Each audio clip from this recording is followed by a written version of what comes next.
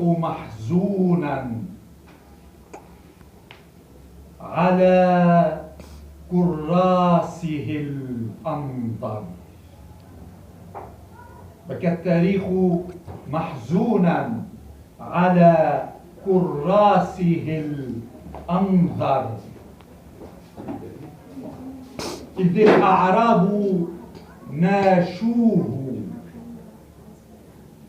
بسوء الفهم أو أخطر، فتهنا في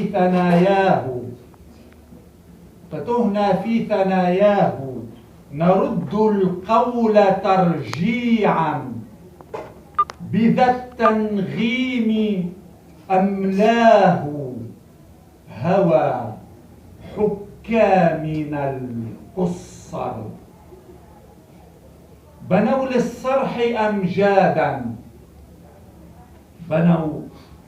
للصرح أمجادا تعالت في فيافينا، وقالوا دولة عظمى بفضل الله لن تقهر.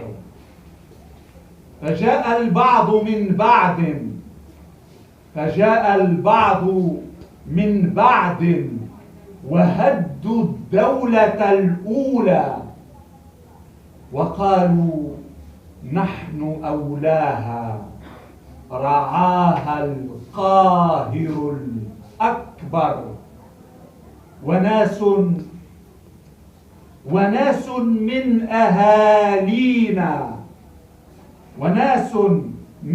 أهالينا رنوا للشرق تحديدا، وقالوا الآن ينجينا إمام غائب يظهر. وناس من أهالينا رنوا للشرق تحديدا، وقالوا الآن ينجينا إمام غائب يظهر، يسوس الناس في عدل وينهي الغيبة الكبرى، يشيع النور في الليل ويبني العالم الأطهر. أنا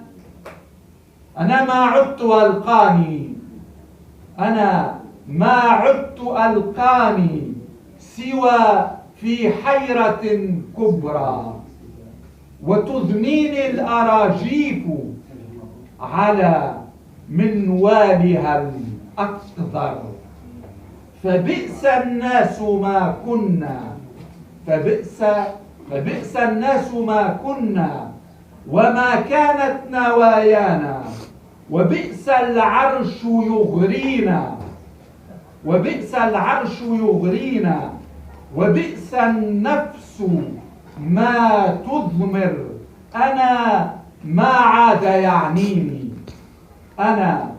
عاد يعنيني خطابات هنا تتلى، وأقوال هنا تلقى بذي الساحات والمنبر. فجاش القول في نفسي أعرب نحن أم ماذا؟ أم الأيام تنعانا أم الآثار لا أكثر؟